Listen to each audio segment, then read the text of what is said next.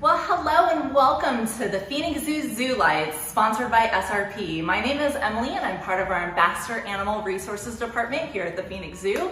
And today we're going to show you a behind the scenes look at our ZooLights show, the Holiday Safari, and give you a behind the scenes look of what goes on backstage. So welcome to our Doornbos Discover Amphitheater green room. This is where we house all of our animals that are utilized in the show. So they're all hanging out here, ready to go out and greet all of our guests. And I'll show you a little bit of how we do all of that as we go through the night. But first and foremost, this show was actually written by our AAR staff members who are very, very talented. Here at the zoo, we actually write all of our animal shows. Many different zoos contract them out, but we actually have a team of very talented people. And so you'll get to see the product that we have developed. So it's very exciting. So we'll come over here and get ready to start it. This video, or this show, was designed to have a video component. And so we're gonna go ahead and pull up that video real quick. We have a full audience out there ready and excited to see it. So we're gonna go ahead and fade our pre-show music that people are all excited to come and hang out and listen. And we're gonna start up our video, which we'll start. It's got a little bit of black going on. This screen here is what everybody sees on stage. So this tells me what the audience right now is seeing. So that's a lot of fun.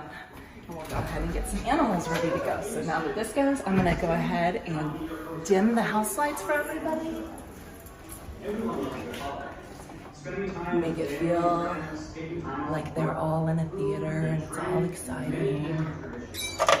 So we got that dimmed, and then we're gonna go ahead and get our first animal out. And so this is our backstage. This is where we house everyone. And so we've got all of their animals that we're gonna be using tonight. There's a total of 7 of them. And I'm gonna start off with our Burmese Python right here. So there's our first animal of the night. Get her ready to go while the introduction video plays. This is called a snake hook here. We just utilize this. Snakes don't have eyelids, so then they fall asleep. Their eyes are constantly open, so this is just a way for us to let the snake know that we're coming so that they don't get startled when we go in to grab them. And this is our big girl. This is Bear Hug. Let me get her situated here. So she is a young Burmese Python, currently weighs in at about 30 pounds. And when she's full grown, she could reach upwards of 200 pounds. I would not be able to hold her by myself once she gets to that size. So we're gonna get ready to take her out on stage, get set up for our cue. We have our video going, talking about St. Patrick's Day and all the snakes. Poor snakes, they get such a bad reputation. I think it's time we should do it. And listen for my cue. 2 of my favorite. And here we go. This is one of our non-venomous constrictors. You know what's non-venomous? You can tell because my colleagues were brave enough to be holding it. They don't get paid enough to handle venomous snakes. Even though it's not venomous, this constrictor is an extremely effective hunter. Snakes use their forked tongue and a sensory organ on the roof of their mouth to detect their food. Once located, the snake will strike out, biting onto the prey with teeth that curve backwards, allowing them time to loop their coils around it and give it a nice big hug. Snakes then swallow their prey whole, and with their flexible jaws can eat anything that's 2 or 3 times the size of their head. If you were a snake, you could swallow a watermelon in 1 bite. Snakes bring a wonderful balanced ecosystem in which they live by eating prey that are often considered pests, and keeping populations such as rodents in check. And we're gonna head off. Since it was declared a holiday by President Lincoln in 1863, families have gathered on the 4th Thursday in November. That was our first animal. We'll go ahead and put her away. And we got a little bit of downtime for the next animal, but I'm gonna prep an animal that will be coming out in a few minutes. Get his lead on, so we'll put Bear Hug away. And again, that's our Burmese Python. Very big girl. Just to get set up ahead of time, I'm gonna go ahead and get my lead right here on my dove, so it'll make a quicker turnaround when I'm ready to go. Come here, Boo Bird. His name is Boo. He's a white-winged dove. What's up? Where are you going? Where are you going? You just need to get this on in here. And then you can stand right there, sir. There. All good. Alright, now we're ready to go for him. That takes a little bit of time, and I have a really quick turnover when I'm ready for him, so I wanted to make sure that I got that done ahead of time. So we're at Thanksgiving, talking about them, so we're gonna get ready for our next animal, which is actually our Easter animal. The Thanksgiving video is a little bit of a break for us. So I'm gonna get out Sterling, he's our Flemish giant rabbit. I'm gonna turn him to face the other way so we can get him out. Kind of have to half crawl in with him, he's such a big boy. There we go. So this is the largest breed of domestic rabbit in the entire world, and he's actually small for his breed. Typically they weigh anywhere from about 18 to 22 pounds. He's only about 14. So it gives you an idea that they can be quite large. But he's a big, big hit, probably our most popular animal here at ZooLights because he's so big and fluffy and cute. So we're gonna take him out there and get him ready to go. He can be the Easter bunny for the night. So this time we're gonna go to the other side of our stage. That way everybody gets a good look. Let me just sit here. What's nice is our curtains are slightly see-through, so I can see them, but they can't see me. It's more bright out there than it is here, so. Listening to our cue real quick. And there we go. But nothing steals the show faster than our And nothing does steal the show better than the rabbits. The first thing that stands out when you see that helps amplify the sounds in your environment. Keeps them safe. Told ya. Here's something rabbits cannot sweat. And even in recent years, with themselves off and off, increase the blood flow to their ears and will position them in out with the breeze. With very thin skin and fur, keep radiates away from the bacteria in the air.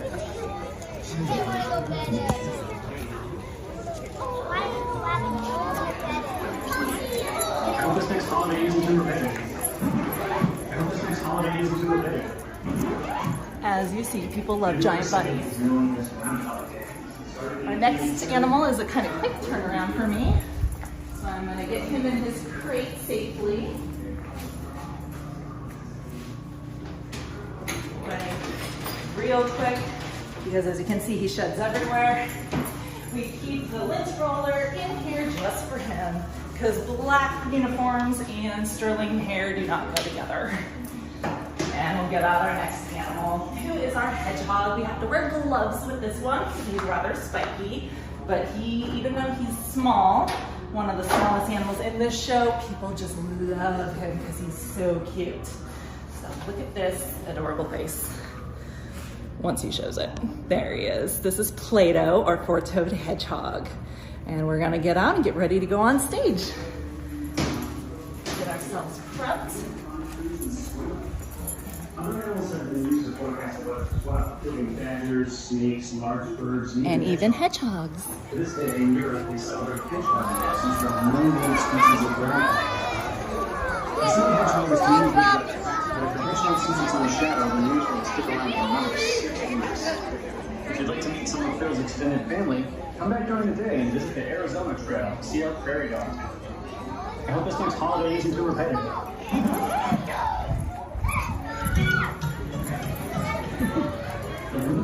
I hear some kids saying, "That's so cute."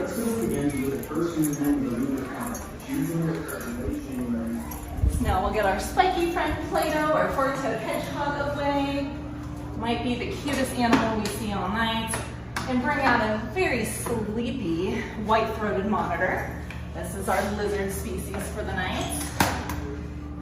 He's a very diurnal, which means he's awake during the daytime, so he's curled up sleeping in here.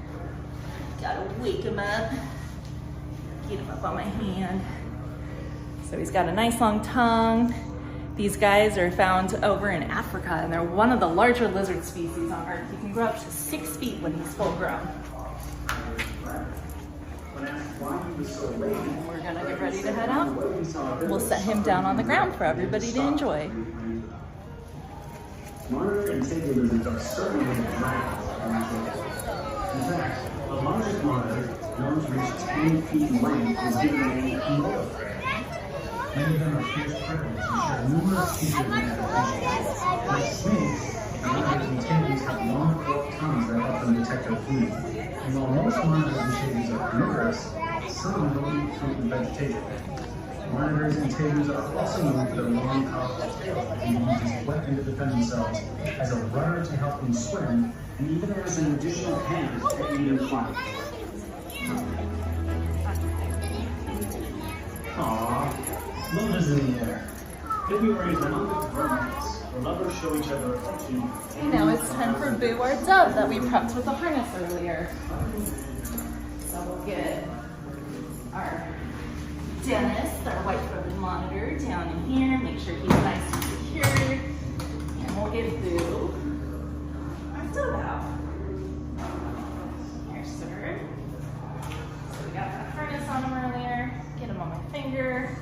Got his leash on. And then this is a very quick turnaround, so we'll get ready to go out right away. Some people in love describe as a couple of lovebirds. As with many birds, doves often make their way. They usually build nests out of small sticks and twigs and place them on the ground, in trees, on ledges, or on man-made structures. The male doves help the females incubate and care for their young, which begin to fly when they are just 2 to 3 weeks old. By the time they're a month old, many doves are already independent of their parents. Many people don't realize that doves and pigeons belong to the same family. Doves are just slightly smaller and have longer tails. They're also known for making cooing sounds and vocalizing, especially as a courtship display. Kind of like when lovers whisper sweet nothings into each other's ears, they're said to be cooing.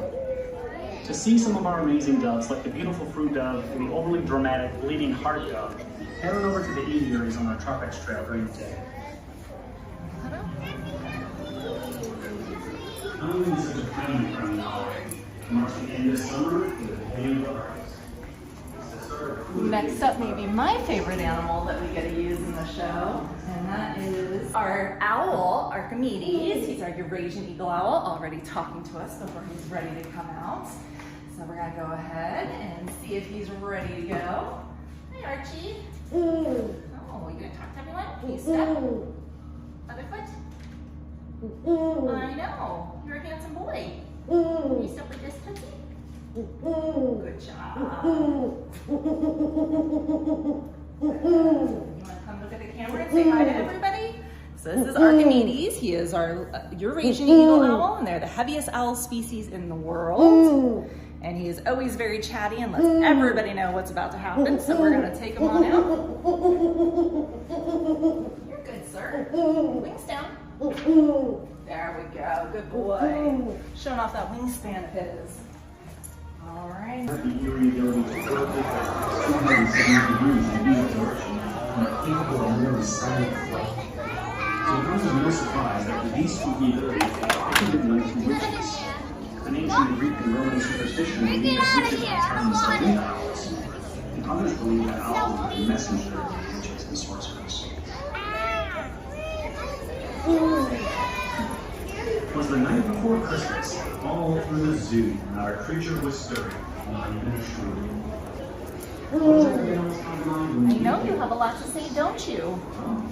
He always does. He's got those gorgeous orange eyes. These guys are found throughout Europe and Asia, and they're heaviest owl species in the entire world. Can you step? Good boy. Good job. Close the door. So as you see, I wear a glove when I handle the raptor because he has very strong talons and strong feet. So I'll be utilizing it for our next animal as well. We have a little bit more time with this next one, which is kind of nice. Gives you a little bit of a breather for us handlers backstage. This is Merlin that we're bringing out next. She's our Harris's hawk, and she'll be our last animal in the show. Can you step up? Got one foot. Can I get the other? Can you step? Yeah. Other one. Good job. Good job, Merlin. So she'll be utilized as our last animal for the show. And what's nice about the show and the way that we wrote it and designed it is we actually have multiple animals that can come out every night. So you guys saw this batch of 7 animals. Every night could be something different. So in place of Merlin here, we might utilize one of our other hawks, like our red-tailed hawk or a Swainson's hawk, or we might even use our golden eagle leote. It just kind of depends on the night that you come to ZooLights. But that gives them each a night off as well, because we all know no one wants to work 7 days a week. I know I don't. I want a weekend as well. So we're gonna get ready and send her out here. Get ready for our cue to go out. And head over here. I got prepped just a little early, which is okay with me. I'd rather be early than late.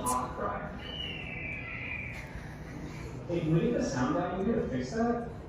She's being a good model right now. So you might notice that Merlin's actually missing the bottom part of her beak right here, so that she actually is a rehab bird and can't be released back into the wild. That's how we got her. She's been here at the zoo for about 26 years now. So as soon as this little video over with Ben Franklin, we'll head on out. So that's our cue.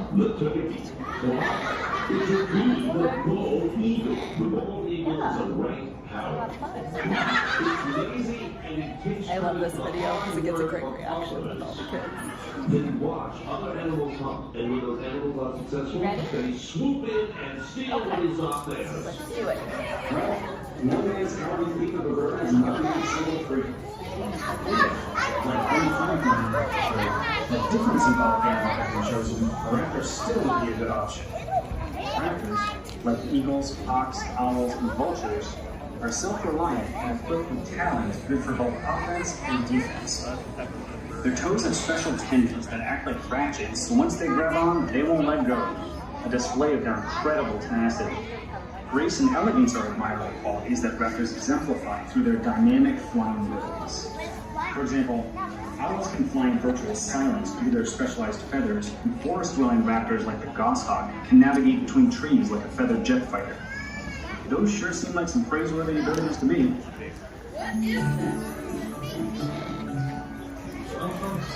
You've journeyed to the end of our holiday safari animal show.